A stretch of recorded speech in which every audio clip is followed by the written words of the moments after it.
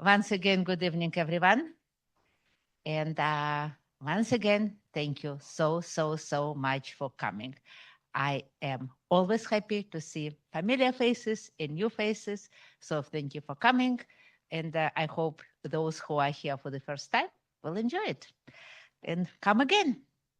Not just because somebody told them, but hopefully they like it. Okay?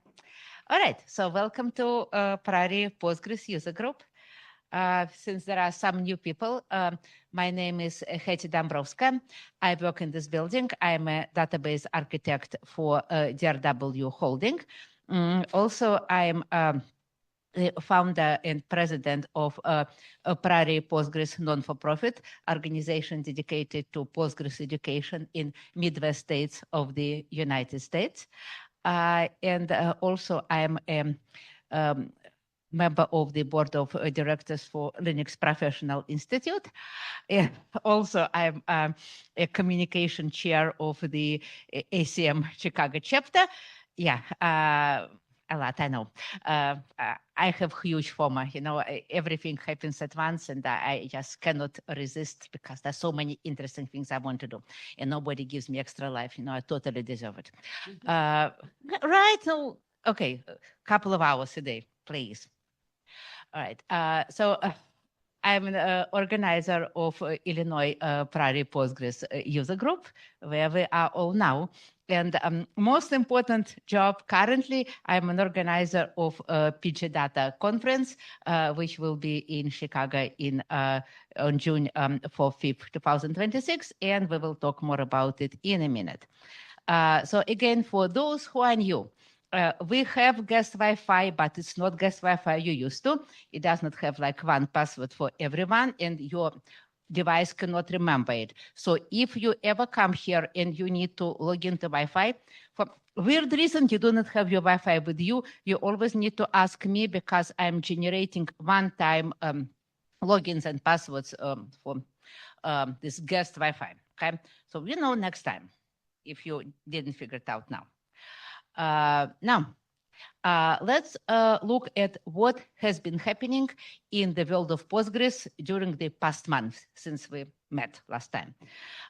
One big thing was there was Scale, that is South California Linux Expo, and it's amazing event. It's not only for Postgres, it's for all open source projects. The exhibition hall is gigantic. If you ever have a chance to go there, go. It's absolutely amazing. So I was there actually not as a Postgres person. I talked at the educational track and I met with the other members of the LPI board of directors.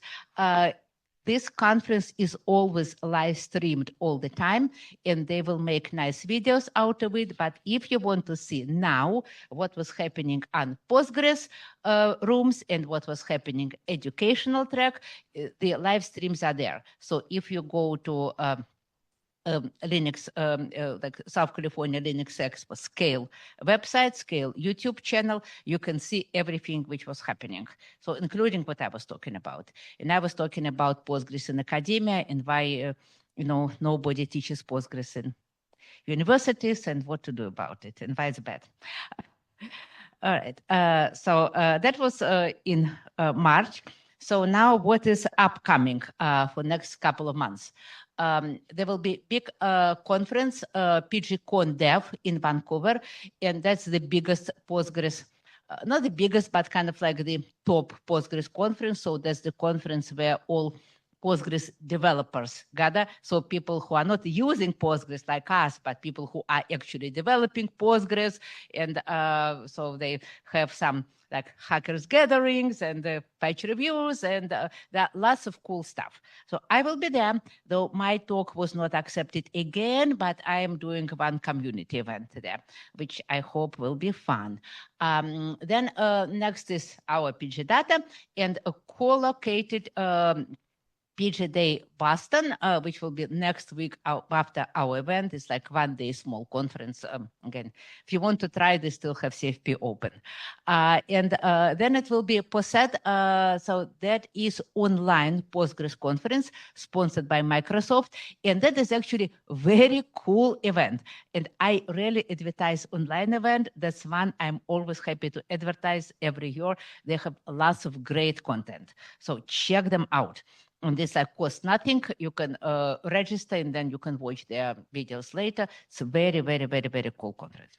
Okay, so next, us Prairie Postgres. Again, for those who are new, these meetups are sponsored, organized by Prairie Postgres, non-for-profit, and we have lots of things in making.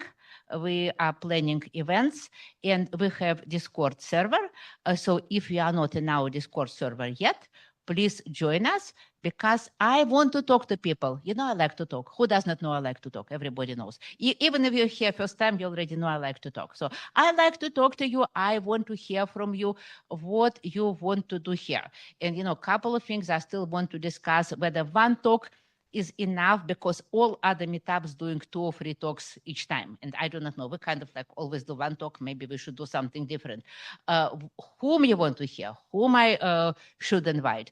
Do we want to have educational sessions? I'm keeping asking and people are kind of like, eh, and then turns out that they actually need to have some education. So tell me, I would love to know. Okay, so please join Discord. We have a group specifically for this bug, and please voice your opinion. Okay, and you can become a voting member. Membership is free, and if you become voting member, you will be participating in our annual meetings. You will hear our financial and otherwise reports. And as I keep telling everybody, that's your only opportunity to tell me what I should or should not do. Be a voting member. Because when we charted this organization, the first thing I told other board members with whom we charted together, their most important job is not to let me make any decisions single-handedly. You know how I love decide everything by myself? So like, you keep me accountable, okay? So that I wouldn't do what I want, but I would do what community wants, because you are community. And also we have volunteering opportunities all year long, not only for the conference, but all like small things which we are doing, including like a website support and event support and things like this. So please join, volunteer if you are not there yet. All right, now PG data. So I have lots of literature here. So there are flyers, there are stickers. Flyers, please take from here, bring to work, tell your coworkers. The conference is in making. The schedule is already published. And okay, do we have, yes. All sessions are announced, so you can see who will be coming, who will be speaking. I am absolutely excited. It's kind of dream of my life came true. Robert Haas will be doing a keynote. Who does not know who is Robert Haas? No? Okay. Who does know who is Robert Haas? Okay. Okay.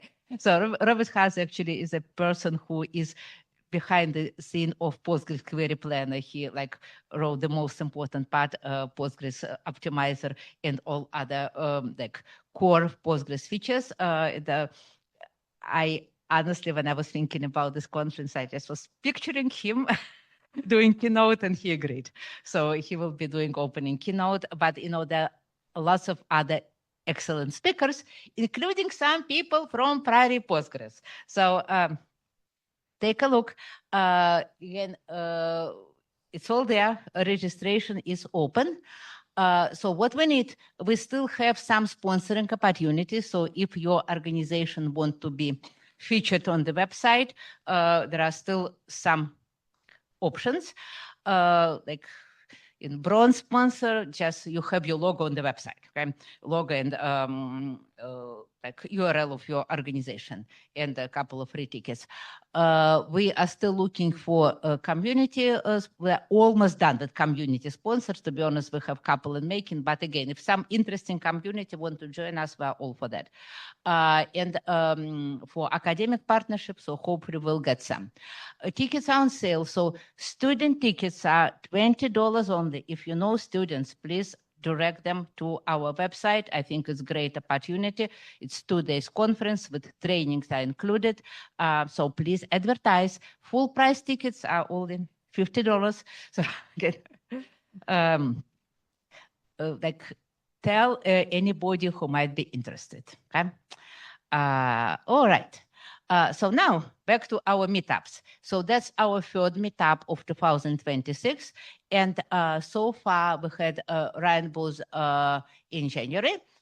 He was talking about logging, and we had Sean who talked about new Postgres AI ecosystem. And this topic was very popular, so we decided that we're continuing this time. But before I give floor to Paul, I want to remind that next time on April, our meeting will be on April 14, and we will have Developer Summit. So that's the same thing we did last year in May. So the idea is that we get together here. We are discussing the topics in advance. When you register to this meetup, there is a Google form where you can tell what you want to discuss. And then here we do the breakout in 3 different groups. We discuss what we want to say about this topic. And then we have 3 short presentations, like the results of the discussion, maybe more than 3, depending on what will be the interest. So it was very interesting, very productive event last year. And if you are interested, please come, please join. Please invite your coworkers who never have been to these events, because they do not think they can learn anything valuable from Postgres meetup. So that is meetup for developers, Developer Summit. So that will be again April 14, and please respond to this interest survey, because I already have 8 people registered and 1 response in the form. No pressure, but yeah, I want more. All right, and so our speaker for today is Paul, and that's like second time we are speaking. Okay, and people already told me, oh, we heard Paul speaking before, so yeah. So I'm very happy that we have local speaker made in Chicago, and I think the topic is everybody's interest. So with this, I'm giving floor to Paul, and just want to say huge thank you for everyone, because people make user group. If you won't be here, we won't have this event. And I'm very, very, very thankful for everybody who come every month, find it interesting, discuss the things, and spread the word. And I think we are building amazing community. Thank you very much. And Paul, the floor is yours.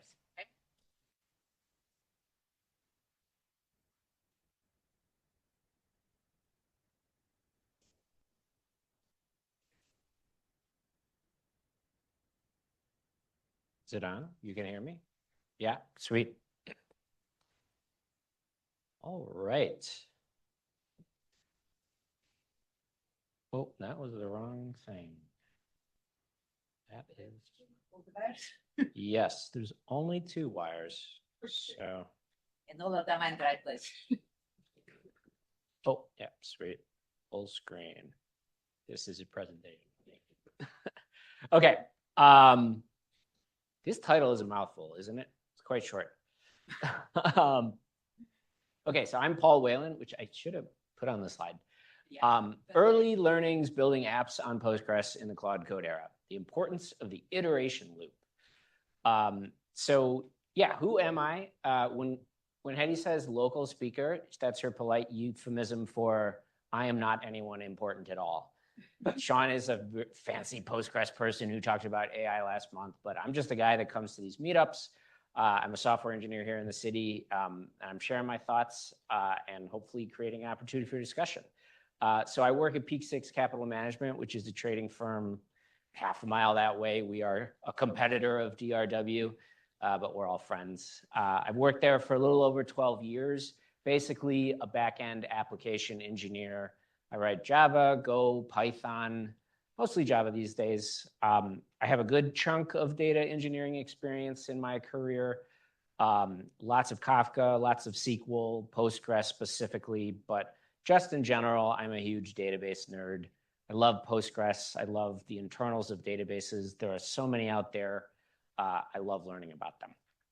So this is a presentation about AI. I know we're all sick of it, but it is, truly taking over our careers, particularly in the last 3 months. So I basically wanted to give this talk to have that open forum. Like we as, in particular, software engineers, where I'm coming from, our day-to-day is changing so rapidly. So this is kind of a discussion of those experiences. So let me make it clear what this discussion is not. It's not about building software that uses LLMs. So last month, Sean talked about a lot of cool stuff. Like he gave this really interesting architecture of like how to do RAG and make calls to models and like use Postgres and do embeddings, all that stuff, like building AI features. That's not what this presentation is. This is about building good old-fashioned deterministic software using LLMs. This is also not about administering or tuning or like doing DBA type things. I am an application engineer. So this is about building apps on top of Postgres. Obviously, still doing a lot of things with Postgres, but not necessarily managing it. This is also not informed by experience with coding agents other than Claude. I've been using Claude Code really extensively in the last 3 months, but I know, Codex is out there too, OpenAI, Gemini, CLI. I'm not even sure what Google has now. I'm sure that stuff is great. I only have experience with Claude though. Certainly if people have experiences with others, and especially have compared them, I'd be really curious to hear how things differ. This is also not given by an expert, obviously. I pose that no one is an expert in this stuff yet. So that is why I don't feel self-conscious giving this talk. Also, hopefully it's not too long. I clocked it at about 40 minutes when I practiced it just an hour ago.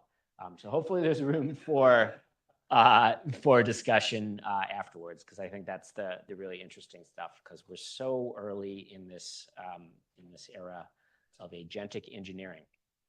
So the agenda here is for me to talk about that phrase I just used, agentic engineering, and talk about Claude Code. Just quick show of hands, who has used Claude Code at all? Okay, cool. So I will briefly explain, try to level set in this chaos of the AI world what agentic engineering is and some concepts around Claude Code specifically. Then I'm going to talk about my experiences, like a few different anecdotes and kind of the important takeaways I've learned along the way. And then we can, discuss with questions or break up and do small discussions. So agentic engineering. 18 months ago, what were we doing with AI to build software? Well, it all started with ChatGPT, right? I guess that's like 3.5 years ago now. But for a long time, it was about asking models questions via a chat interface. And you could ask the model the question of I have this particular problem to solve, write me a function, output code that solves that problem. So it would output code snippets. And at first, often they didn't work. And then they started to work a lot, which was cool. Sometimes the browser would even let you run the code to prove it to you that it worked. But there was no context about your code base, right? You had to tell it everything it needed to know in that moment. And if it didn't know extra things, it might guess, or it just, couldn't do much useful for you. It was cumbersome.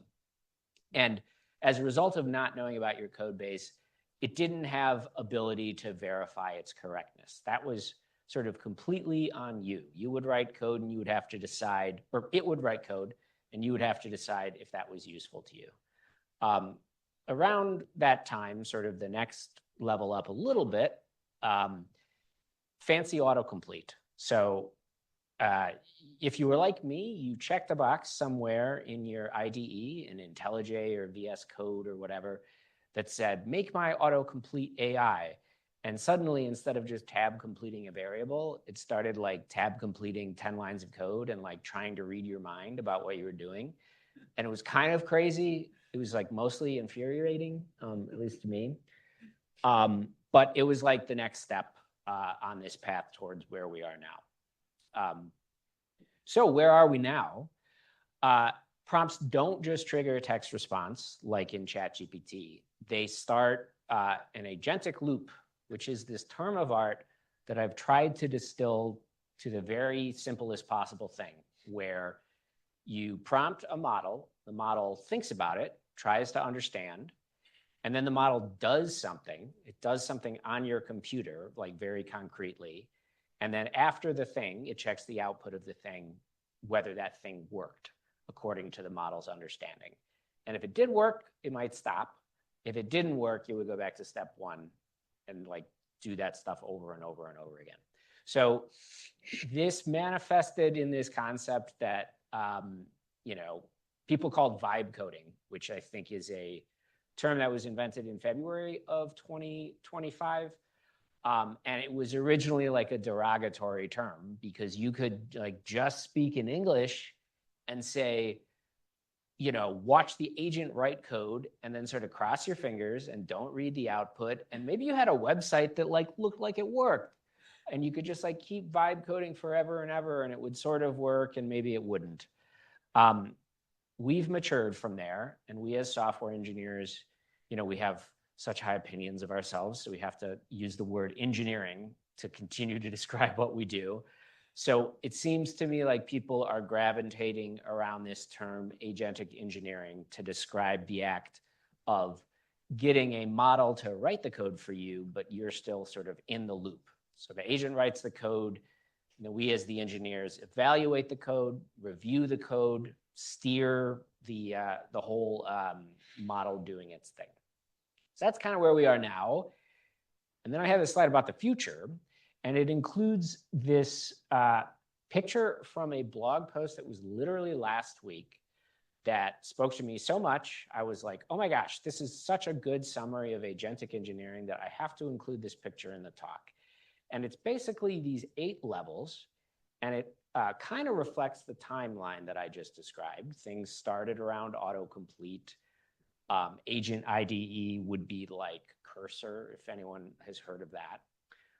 And then it moves up to these middle levels, 3, 4, 5, 6, all of these engineering-y things. These are the things that I'm sort of going to focus on in my anecdotes. These are the levels that I'm kind of playing in my side projects and with my coworkers, my teams at work. This is where we're trying to build stuff. And then the reason why I titled this slide Coding with AI Tomorrow is these top 2 levels, I think are background agents and autonomous agent teams.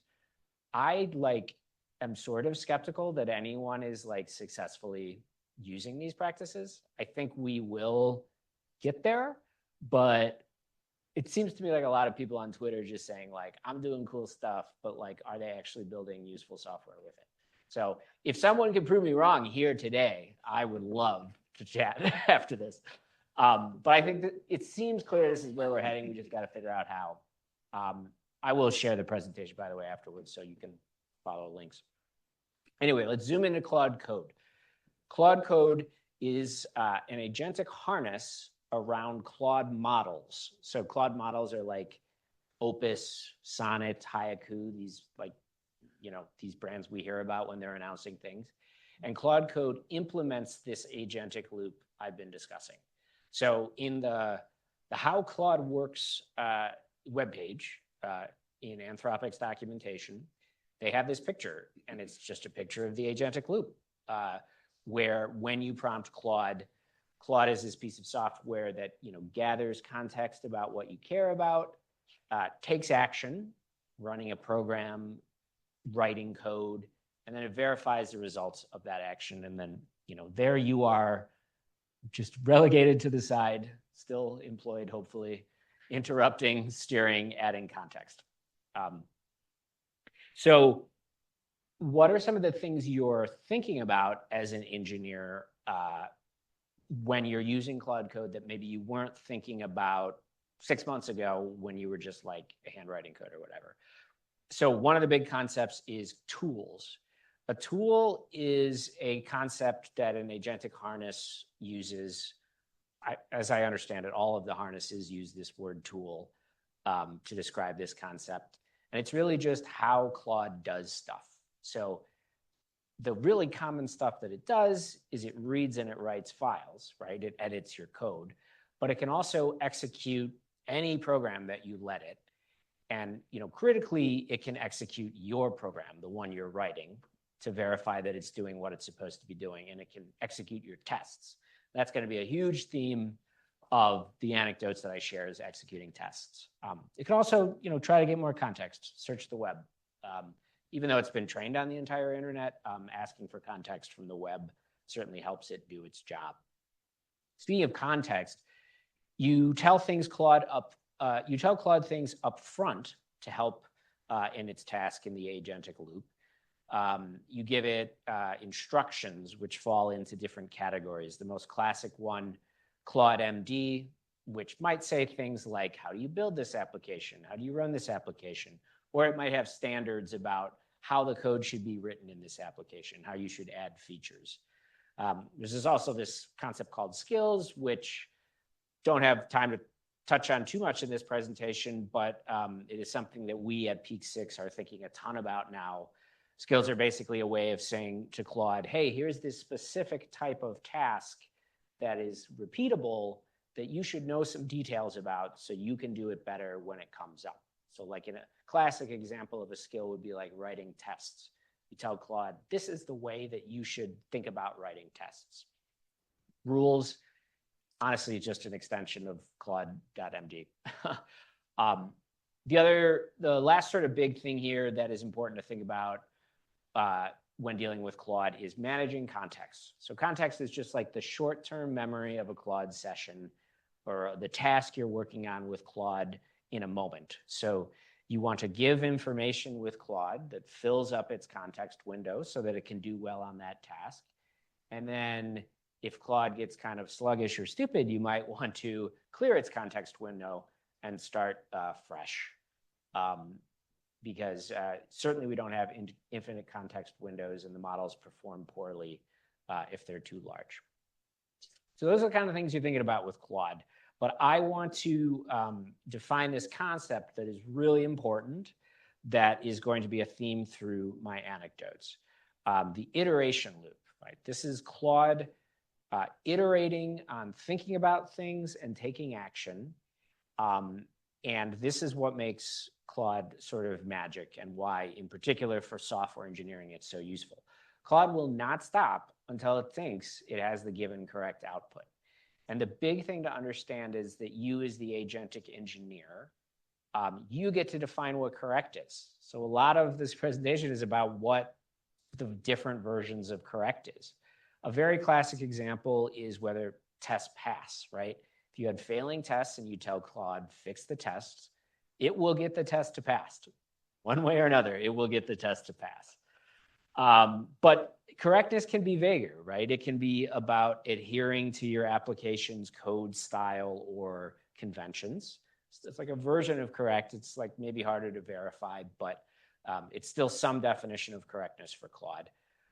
Or you could just like literally run your application end to end and have Claude sort of manually test that, even like through the browser or something, which is something I haven't personally got to yet, but I'm very excited about the idea.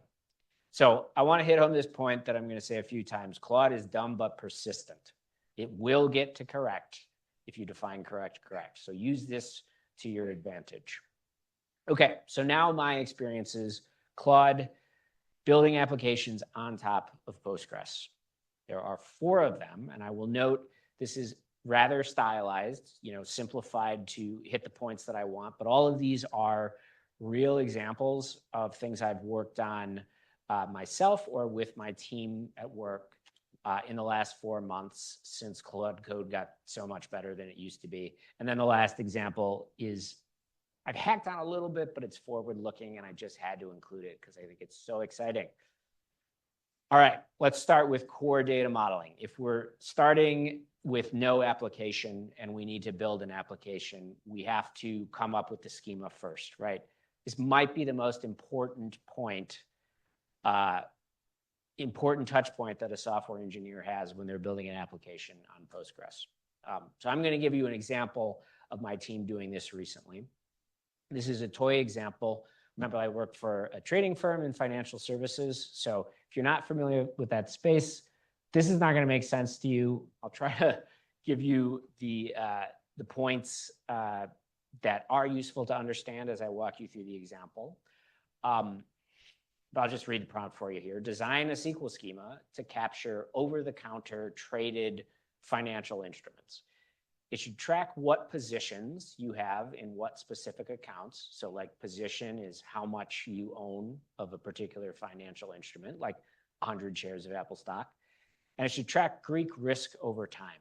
I don't need to explain what Greek risk is, but it is time series data, right? It's like a number that you would track the change in over time. So I say this is a well-known problem space. Obviously, it's pretty niche unless you're in the industry, but it is definitely well known to the model. The model has been trained on a lot of information about over-the-counter instruments. So it has knowledge about that. A year ago, the output for this prompt generating a SQL schema might have been bad, but now it's like good. And I put good in quotes because good is sort of subject to your frame of reference. And that was really my big learning with this experience. So this is a summary, a Claude summary, of course, of what Claude generated when I gave it that toy prompt. So we did do this at work for real, but I'm giving you the toy version so they fit on slides. And it created 6 tables, and the relationships between the tables all make total sense. All of the columns make sense. There aren't any egregious violation of best practices. Like you can see some table definitions here. It makes columns not null because null causes so many problems. So that's good there. It has sensible choices for numeric. Maybe some little fuzzy things with pricing model text, but I didn't give it that much information. So I think it did a reasonable job. But I think there are some issues with this, and the issues are contextual. So the schema includes a trade table, but in our case at Peak 6, that's not necessary complexity. So these over-the-counter instruments, unlike Apple stock that you can buy and sell at any time during the day, these instruments just kind of come into existence and then they last until they expire, and we would never trade them. And that, in our case, this trade table wasn't necessarily wrong, but it was something we didn't need, so it wouldn't pass code review. I would say, why do we add a trade table? Let's just get rid of the trade table. Another thing, the Greek risk values, remember that's the time series data, they're numeric rather than float. But the outputs of the Greek risk models are the output of a model, and in our system, they go around the world as floats because they are not actually precise values. So when Claude chose these to be numeric instead of floats, it's making slightly the wrong decision. It's implying false precision. Another slightly incorrect thing that Claude did, the position table couples together these two concepts, the amount of a thing you own and the profit and loss from the thing you own. In our system, those things are decoupled. It's not unreasonable to put them together, but in our system, it doesn't make sense. So again, this wouldn't have passed code review. I want to stress these aren't deal breakers for if you're starting from scratch, but Claude didn't have the context we did about what is important. The human really needs to be in this loop at the core data modeling perspective. So my learnings from this experience are that, yeah, the model does understand domains, superficially though, and domain understanding is really about your specific system and organizational needs. And I know I'm missing a Z there, and I didn't have time to correct it. But like, I can't stress enough, like this is the value that we bring as application engineers, above and beyond Claude, is we really understand the specific needs, rather than just the domain superficially. And at this point, I don't think this is something that can be outsourced to the model.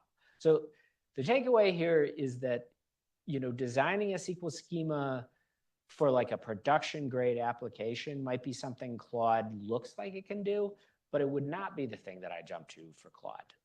And when I am doing this going forward, I'm going to be skeptical, at least in the near term.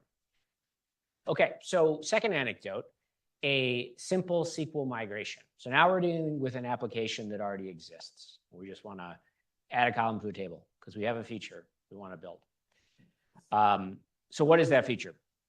Adding it to a Java application. I'm not going to show any Java code, so I guess it doesn't matter too much. But we have a system whose job it is to accept orders from a user interface. An order being someone saying, I want to buy this many shares of Apple stock for this price.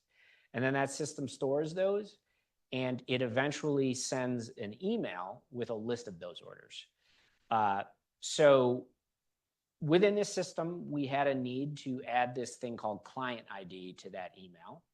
So I prompted Claude thusly, or a slightly more complicated version of this, but this toy example, add a client ID to the accounts table in a Flyway migration, and then include the client ID on outgoing orders for that account. So the first sentence is saying, do this in my Postgres schema. And the second sentence is saying, like, build this feature into the application. Who knows what Flyway is, by the way, before I go start using that word. So Flyway is a way to manage changes to your schemas in your database. So in our system, if we create a Flyway migration, that's basically saying create a text file that looks like this code example that will get applied when we release that application. So it'll get applied to the database. So this is exactly what Claude came up with, and I thought it was decent. Certainly got the job done. So why was it able to get the job done? I want to talk about this concept, harness engineering, which I think was the 6th level in that picture I showed. And I want to sing the praises of this testing harness that has been discussed before at this very meetup group, I believe. Test containers in Flyway, or maybe it was at the conference? I think it was at the conference. It was at the conference. I think it conflicted with the talk I gave at the conference, and I was so sad that I couldn't go to it. Do not ask. Yeah. I'm not able to hear any talks. I'm sure you were quite busy. But Test Containers plus Flyway is an amazing harness for testing your application with Postgres, but also for Claude Code. And that's something that I've really realized a lot in the last few months. So Test Containers is a plugin for your unit testing framework. Works for JUnit tests in Java, but it also, like, they have Test Containers libraries in tons of languages. And the idea is that in your unit tests, it will start a Docker container running the real version of your dependency, a real instance of Postgres running in your unit tests. And it takes like a second or two to start, but it's still pretty fast. So I love that. That gives me such confidence. I don't have to mock out my database stuff. If I'm talking to a real Postgres in my tests, I know it's working. But we need the second piece, which is Flyway. So Flyway, as I'd mentioned, it manages the schema changes to your database. So if you combine test containers and Flyway in your tests, you can get a real running Postgres and a real version of your schema, like truly the thing that's going to be applied to production, applied to that running version of Postgres in your tests. And if you throw those in with the testing of your application code, you're pretty damn close to like end-to-end verification that the thing actually works. So not only does that give you confidence, but it gives Claude confidence. It allows Claude to figure out what it's doing wrong.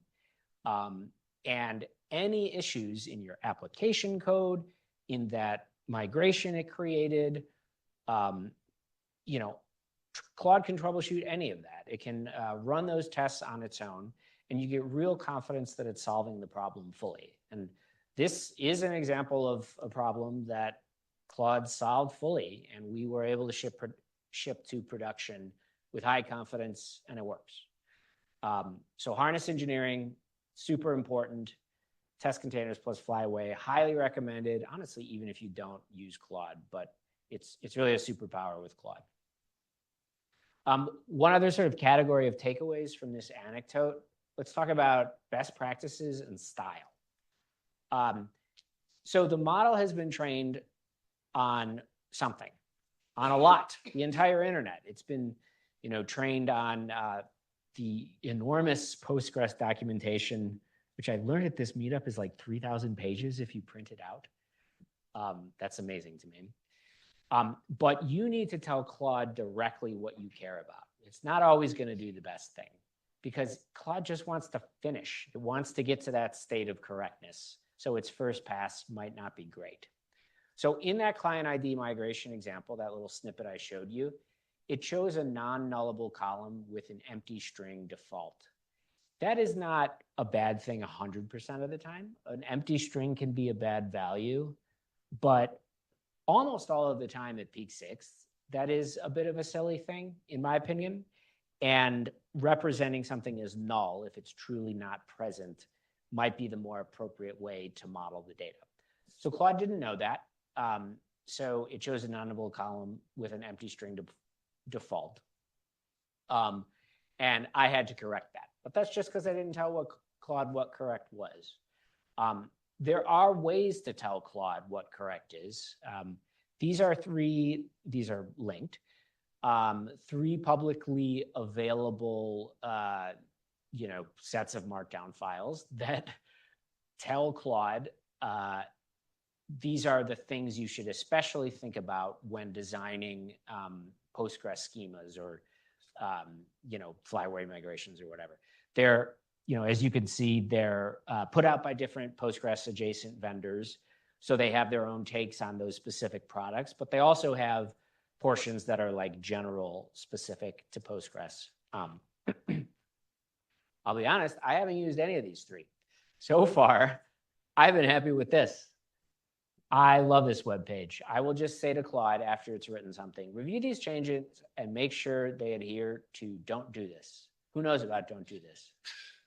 This is like truly one of my top 10 favorite pages on the internet, because it's just this extremely well-written version of like anti-patterns that you might think are a good idea in Postgres. And then it tells you, no, don't do that. Your timestamp should have time zones. And then it tells you when to do this, when to break the pattern. So it's like super useful for referencing on a code review with your coworkers, but also really useful for Claude. And if you just tell Claude, make sure that the stuff you just wrote adheres to don't do this, then you will get a good code review, I think, from Claude. So summarizing the learn, yeah. Now I need to ask. So do you think the descriptions on don't do this are kind of detailed enough for Claude actually like to bypass? Because not all of them are kind of I mean, at least for humans, I see it that they might read it as many times as whatever, but still would not recognize this pattern in their like interactions with Postgres. I think it helps that Claude doesn't have an ego, whereas humans do, and we might try to argue that our thing doesn't apply in that situation. I have found some effectiveness, but that is a great question, and I will take the opportunity to make the point that the best way to tell Claude what to do seems to be giving it examples, like literal code examples, as opposed to just speaking in English. And that's one of the things I like about don't do this, is that in many of the cases it is literal code examples, and I think that's why Claude manages it fairly well. But again, I haven't tried these other ones. I'd be curious if anyone is using these skills regularly. So summarizing the learnings from that anecdote, harness engineering, flyaway plus test containers is a superpower, highly recommended. You have to be specific about these best practices that you care about. You can't just assume that the model is smart or that it's going to get better. And that this pattern of asking Claude to review its own output in different ways with different skills, pointing it to different documentation, that kind of yields the code quality results that you're eventually looking for. Okay, complex constraints is the last real anecdote, and this is a fun one. So at Peak 6, we have this system that I'm sure many enterprise software shops have. We created a domain-specific language. And this toy schema on the right here sort of summarizes how that domain-specific language works. The important primitive in the language is something called a data point. An example of a data point might be the price of something. So this would be like the price of Apple stock. And in this domain-specific language, you can create a custom data point. And a custom data point is exactly what you think. It is, a brief description of some kind of mathematical formula that uses data points to compute some value. This is kind of a nonsensical value, but it gives you the example. And this DSL is defined just in text in the database, as you can see here. So you can see that there is some kind of a foreign key relationship between data point and custom data point, but that is not at all represented for this reason. The references are buried inside that DSL string. So I wanted to fix that problem, so I asked Claude to help me. I said the DSL column in the custom data point table can refer to rows in the data point table. So add a join table and a constraint and a trigger to capture this mapping and ensure that no rows get deleted from data point if they are referenced by the DSL definition of a row in custom data point. Basically add some integrity to this schema that maybe we didn't design that great 4 years ago.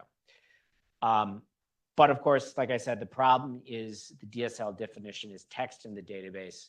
Claude needs to understand that DSL. That's the hard part here. How do you tell Claude what correct is so it can do that iteration loop on its own? After some help, which I'll talk about in a sec, Claude did a quite good job, actually, at solving this problem. It understood the shape of the problem. And so, here it is creating that join table that's necessary to link the two together.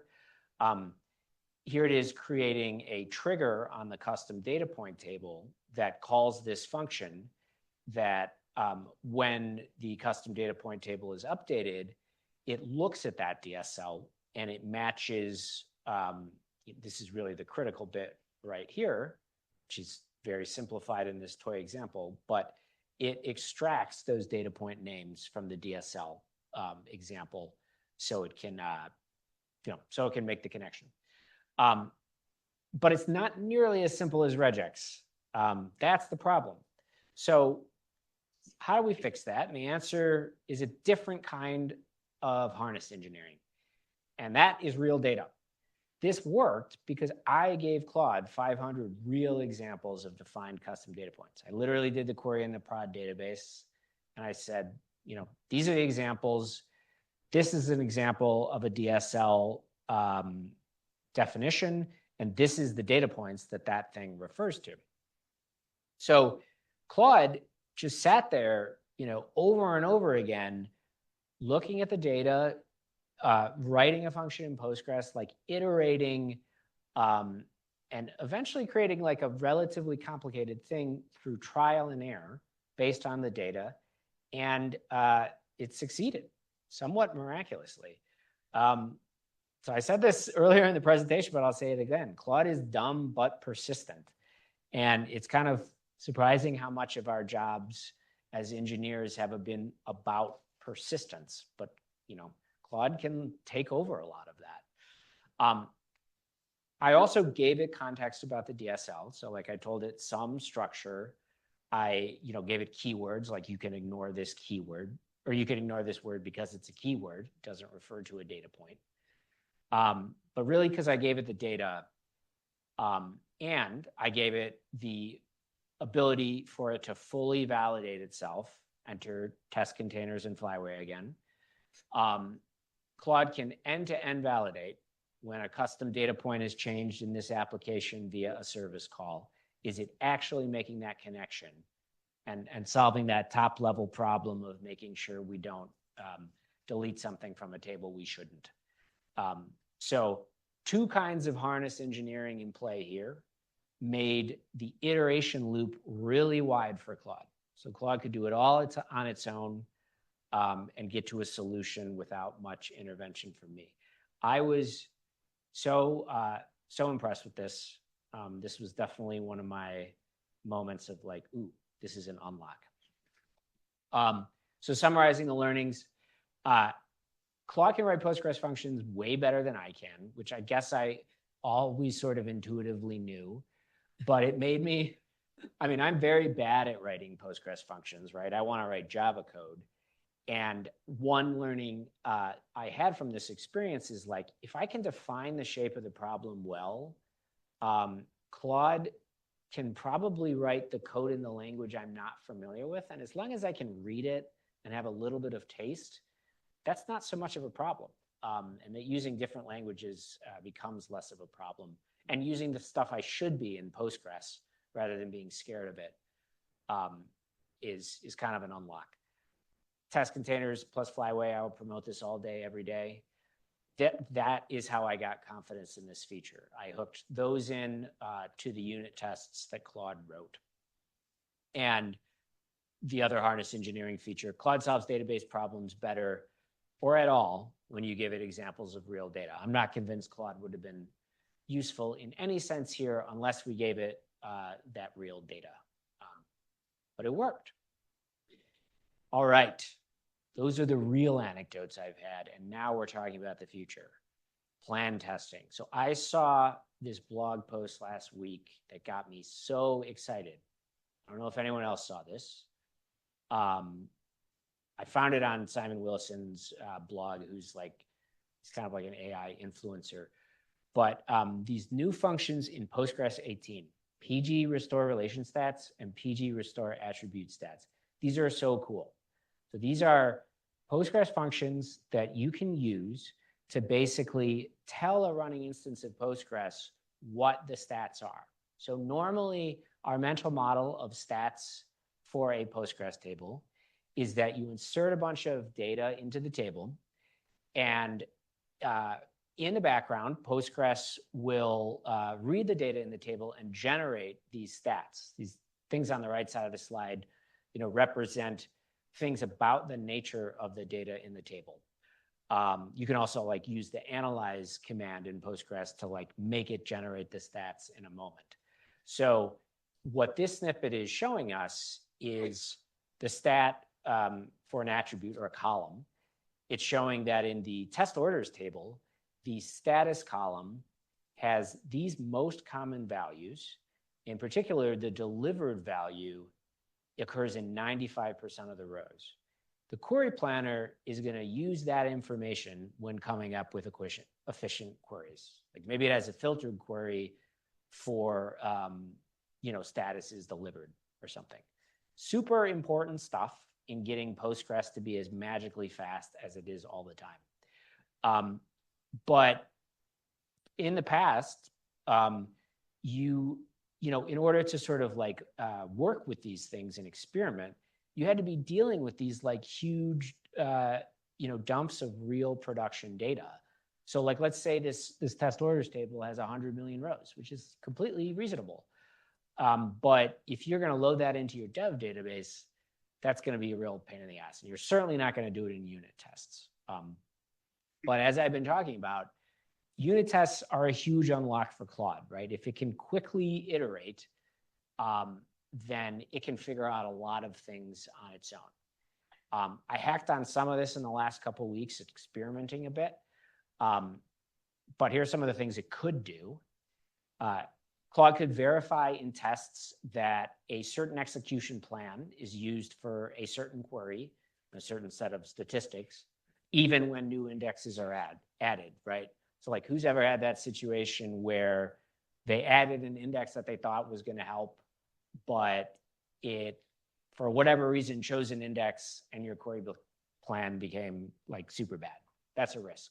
Sorry, I need to understand this. So you said verify that tests use certain execution plan. So what is it? So if the plan does not change when new index is added, it may be bad actually. Like so well, sure. It's Yeah, really interesting. I this just is a want to little understand confusingly worded. what it does. Yeah. So the thinking here is regression. That's the way I frame this sentence, but I admit it's a bit confusing. You might create a unit test that verifies that a good plan is being used, and that plan is good, and you're not worried about the plan currently. If you write another index to solve a different problem related to that table, you want to be sure that the first query plan for that other query is still a good plan. So this would be a means for you to, in a test, be sure that it's still a good plan because it's still operating. Okay, no, this makes sense. No, this makes sense. Yeah. Though, it's super interesting because, the statistics actually are by default sampled on a very small subset. So it's often okay, no, we will talk afterwards, just noting. It's not as easy. It's cool feature, but it may be misleading. Yeah. So, sure. That's I have so many thoughts on that. We definitely should talk about it afterwards. I do have a gotcha section at the bottom of this slide. You could add indexes to target an execution plan you're looking for. So you could say something to Claude. You could say, Claude, I would like you to not do a sequential scan. So here are the stats in the table. Here's the query. Play around with it until you get a query plan that you like. That's kind of giving Claude a broad iteration loops and defining correct for it. You could also kind of invert the thinking and search for distributions of the data. In other words, search what would happen if the stats changed that would result in a change to a bad plan. So you can sort of let Claude play around with like, what are the risks here if the distribution of data in my table changes? And none of this you have to do by giving Claude the keys to your production database, which obviously I don't need to even say out loud is a terrible idea. All of this can happen at development time before production. So getting to some of those gotchas, which definitely exist, an execution plan is not purely a function of how your tables are defined, what the query is, what the parameters are, and what the statistics are. It gets you closer to a useful value. But one example of a gotcha is that Postgres won't even look at the stats if the table is empty or so small. Like I think if it exists on a single page, it'll say, I do not care about the stats. I'm just reading the page. What would be the point of looking at the stats? So you can't totally fool it, but you can do hacky things like say, let's insert some fake data just to get it to worry about the statistics. And then suddenly it doesn't just become noise. It starts being a little bit useful as well. So it is clumsy. It's not perfect, but I just wanted to share this this concept because I think it hits so well into what Claude could enable in terms of solving problems for us. So just briefly in closing, this is summarizing all the stuff I've talked about. Where I have had success and where my team has had success, build a strong iteration loop for Claude. Let it do the iteration towards correct and tell it what correct is. So give it a way to test your application as fully as possible, as widely as possible. giving it real data is a great way to do that. And then as far as the style of the code you write and the style of the schemas you design, tell it what your best practices look like really specifically. And that could be specific to your organization and your tastes. And you are the one that knows your domain and data model best. So, even though Claude can iterate on like building little features in your application, I have found that application building, this last bullet is still the part where AI is not yet going to take our jobs. So QR code is for the talk. The link is also the talk. I'm very curious to hear thoughts, especially about stats. Yes. It was amazing, and I know people have questions. I just need to ask one question, then I promise I give the floor to everybody else. I like to talk, okay? So how it determines which plan is the best plan? Like I like hold my breath on the last slide. You are saying like it tells which plan is the best plan. Well, so the thinking here is that if you give Claude the ability Yes. to, if you give it stats, Yes. so like operating in a real-ish prod environment, Yes. and you give it an application query, Yes. and you say, Claude, write some indexes and Yes. see what plan Yes. gets chosen for those indexes Yes. by doing an explain, analyze, of course, then iterate on that until you get a plan that looks like this. So who determines whether it's the best plan? You determine it. So that would be an example of defining correct. So you would have to have an opinion about what sort of plan you're looking for. I mean, you could also maybe ask, I do not know until I see the actual. How do I know? So I mean, I think there are. This is really interesting. Someone should make a skill for like what a good plan is. All right. Okay, we can talk offline. It is contextual, but I do think it's like it's reasonable to say there are some plans that are obviously bad. So in like a specific situation. In so certain situations, you could tell Claude. Okay, sorry. I'm done. It's super interesting. Oh my gosh. Okay, questions. Yeah. Okay. Let me just say, by the way, I'm not at all offended if anyone wants to leave, but we can like talk for a long time. So if you're sick of it, just go. I don't care. Thank you so much for the presentation. I was wondering, in your practices of doing iteration loops, has there been any instances where you create an infinite loop where the machine just kept on going for iteration? Just wondering. Kinda. I mean, so like Claude is, there's two ways to answer that question. So I think I got into a situation where Claude itself wrote an infinite loop and it would be stuck on something and like it just hung there forever. And it's like, why is this not ending? And I'm like, Claude, you're an idiot. So literally writing code that causes an infinite loop is probably a very special case. But the idea of like Claude Code, the harness itself, being stuck in an infinite loop, where it might make a change to the code and that doesn't work, and then it backs out the change and that doesn't work, and then it makes the same change again and that still doesn't work. That is a problem that, as I understand it, was a pretty big problem like 9 months ago.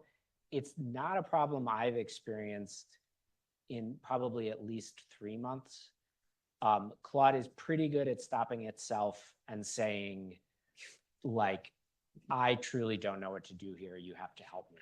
Sometimes it will run for like days if it's like really humming on something, but I wouldn't say infinite is a problem I've encountered, but I'm curious if other folks. So it's rational in that case. Yeah, rational. Maybe giving it a little too much credit, but. There's a similar question online. Oh, a question online? Yeah, there's a similar one. Okay. So Steve said, like, could you clarify what you meant earlier about like passing stats into the testing loop, which is kind of like Passing what? passing stats into the testing loop? Yeah, I mean, so. Or like if you can give an example. Yeah, basically I would say, okay, this is going to get ugly.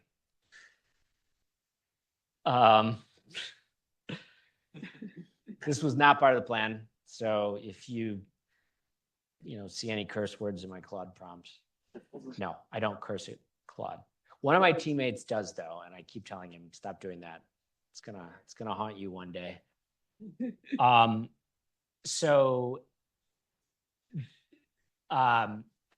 Basically the way to think about it is in your unit test, when you're like setting up the inputs that make the test deterministic, part of what you're doing is you're injecting those stats that presumably you took from your production database, or presumably represent the way the data is really going to be there. And then when you run the test, you're running an explain analyze to see what the query plan is, and you're doing an assert on that plan. So you can basically see what plan gets generated as a result of what stats. So if you tell Claude, to optimize for something like create a test that proves this, or change the structure of the production migration in a way to get this test to pass, then that's sort of the technique that I'm imagining here, that I have only barely scraped the surface of since I learned about this 7 days ago. But the test passed, so that's why Claude's happy. Great presentation. I've got many questions, but I'm going to start with the most contentious one. So I'm a big test containers hater. Nice. But I guess in this realm of having these agents running on top of your code, especially in an environment like a test container, how do you deal with and generally observe or work with the cases in which, of course, as you spoke about, correctness being the key thing, how you define correctness and the agent kind of understanding your definition becomes a very key point to how the model acts over time, right? Yeah. There are particular aspects of, let's say, something like test containers or like anything with your general environment that may not perfectly match your, because it's not production. So it's not going to perfectly match production. And especially when it comes to the way in which these agents are being contextualized, how exactly are you dealing? Is there any particular drift you're seeing? And is your kind of view to handling drift just nuking the context and trying again and just like trying with like a better contextualization, or like what are you using to like manage drift in the overall agent's idea of your project or whatever? Oh, gosh. There's like 3 questions, or at least 3 different ways I interpreted the question there. I will say that, so one way of interpreting that is like drift over the course of a Claude session. Like you've asked it to do a task and you start to know it's not doing the right thing. If I am sensing that Claude is like not really in tune with me, I will immediately start over. I have such little luck getting it back on course if it's off course in a meaningful way. And like, why not start over? It's free. So you can, if you can identify, this is just personal experience, if I can identify something that it very specifically misunderstood or got wrong, I will, that I can like address with like one sentence in English or one code snippet, I will put that in the Claude MD, or I will put that in the rule, or I will put that in the skill. But it's so hard to evaluate whether that's working or not. So that's something we're struggling a lot with at work, for sure. Do skills do anything useful? Or does it just make us feel good? You know? Sometimes. Hey, thanks again for the talk. I'm Zach, but one of the things I was looking at is, while we use slightly different tooling, we have the same idea of building this sort of test harness. So I have like, containers, I have some migration lints and stuff like that that give some feedback. And from what I've found, Claude's doing a pretty good job actually handling, my SQL DDL, DML, et cetera, until it starts coming to what is actually in production. So with that in mind, one of the things I've been trying to think about is like, how can I get a better kind of like local test container or dev database? And I'm very curious on what your experience has been on getting there. I have some of my own thoughts, but I'm just curious to hear what you've been doing. I'm really curious what sort of things, like what are those gaps, but that makes it not quite suitable for production? Because I think those things differ in different contexts. Like I'll give you one example where Flyway doesn't give us the full confidence. When we have like a complicated database that has existed for a quarter of a century, and like there is weird configuration and there has to be this extra user that has permissions and this trigger in this faraway database that's not represented in our Flyway migration set. That's like an example of something breaking down, but that's like very specific to that particular application. So we've identified that like, hey, when we start with a clean, small Postgres database or Postgres schema within a database, we isolate it to Flyway, we remove that risk. And that's a way to give us confidence. So yeah, I mean, I'd be curious, like what types of things, where is it falling short? Usually it's just around like certain like columns or fields not having like some constraints. And so having the entire essentially like enumeration of like how many different types of cardinal values you may or may not have in a certain column that is perhaps like underly constrained, or the constraints to put on that were too expensive to run. How do you actually get a cohesive set that, in our case, I work at a highly regulated company. So it's like we have lots of PII that we can't dump everyone's address and name into our database and run with it, as much as part of I'd like to. But anyways. Yeah, I mean, I think the PII makes it so hard. That's one thing that's we're very fortunate with at Peak 6 is we essentially don't have PII that we deal with in our applications. Certainly can't leave the walls at Peak 6, but it's like, okay, if engineers see it. I mean, I feel like the answer is to still like drive towards realism, use as much real data as you can, and try to exercise the code that is going to catch those problematic things. Like if you go back to my complex constraints example, the reason I had confidence in that is not just because I applied it to the database, but because the tests they actually call the workflows where like data points are edited and created. So it's not perfect, but like in different cases, it's helpful. Thank you. Yeah, I can add that with API, they're very interesting and non-obvious correlations. Again, from my old experience working in the company where we did direct mail, I was absolutely shocked because we're processing like similarity of last names, for example. And when we have a file for direct name from California, we had to deal with spaces between because there were lots of DLL, like blah, blah, blah. We dealt with this. Then we started to work with Ahaya, and all of a sudden we had to deal with ampersand, which we'd never had before.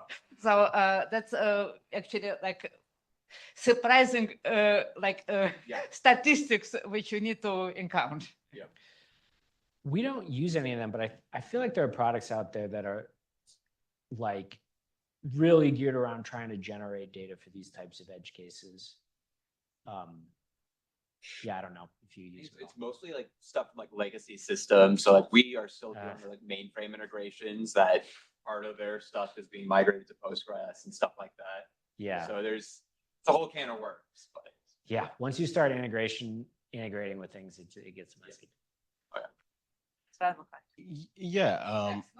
Oh yeah, gotcha. Yeah, I was just gonna go on to his question back there because I think kind of adding on to it, I think the big context issue I really see a lot of the drift, especially when it comes to differences in production, tends to be in the realm of hardware or infrastructure, or the fact that production environments just overall tend to be extremely messy. Like they are not as clean as, let's say, dev environments or staging environments, in which you kind of break them down, spin them back up. Production environments are staying alive for a very long amount of time. There are other processes that are running on top of it that are maybe doing like observability or logging. There's like, now in the realm of the cloud, you've got like autoscalers that are running and doing things. Like a lot of these things are like quite difficult for, at least from my experience, I see these things as being quite difficult for these AI systems to account for in a reasonable manner. And what add to that, reasonable as in, how do you even properly give what is correct in those types of scenarios? You have to define correct in a million different ways. Right? Yeah. It's like totally the problem.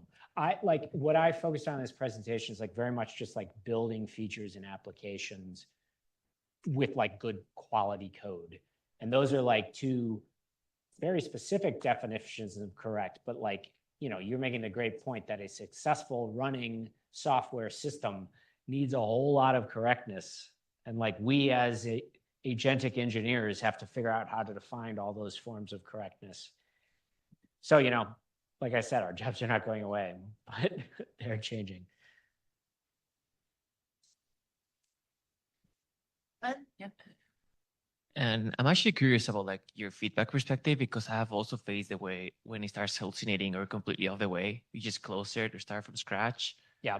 Or like do it on your own, at least until a certain degree, and then maybe come back. Like I just talk about this with a bunch of developers, and I feel like a lot of people do the same.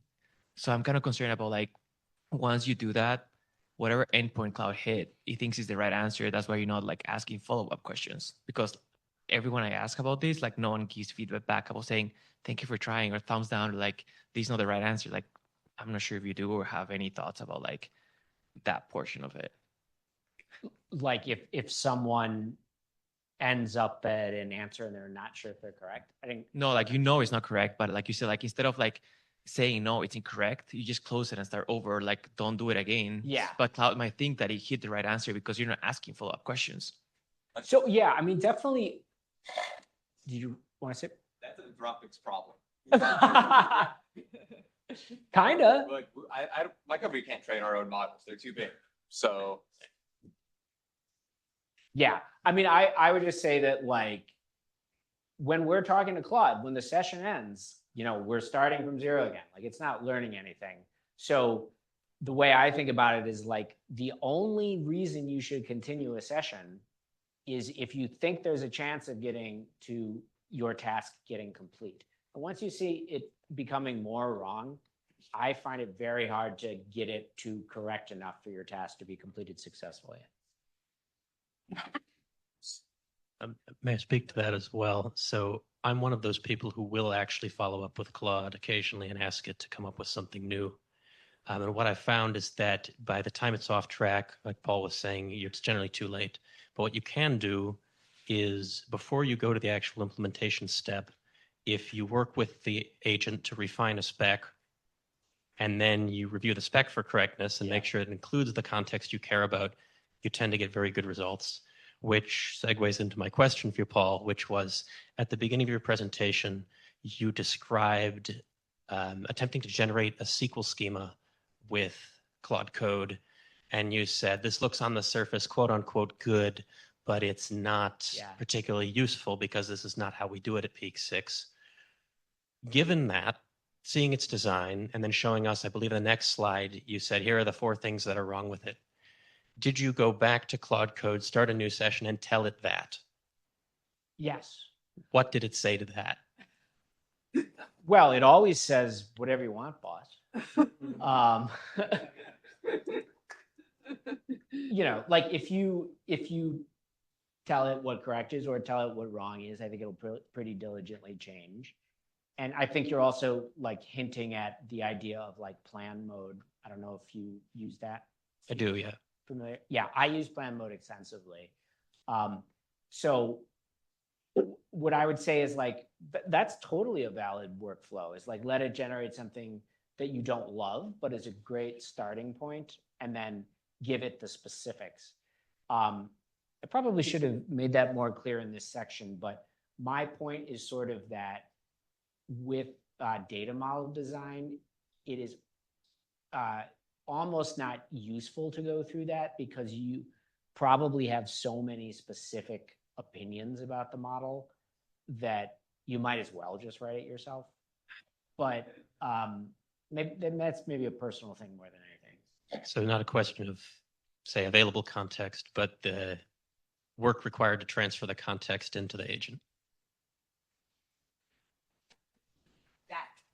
What do you mean by that? I mean, you've got in your head this idea about, I think it should work this way, Okay. but by the time I explain it to the agent, I could have just done it myself. Exactly. Yes. Okay. Exactly. Gotcha. Gotcha. You could. That's the teacher's curse. You know? My boss asked me the other day, like, if I forced you, could you write 100% of the code? Or he said, could you write 90% of the code with Claude? And I said, I can write 100%. I can just tell it, write that line of code. Write the next line of code. Put a semicolon there. Yeah. So, at some point it becomes pretty close to that. And it's just up to you as the engineer and your tools to choose what's right.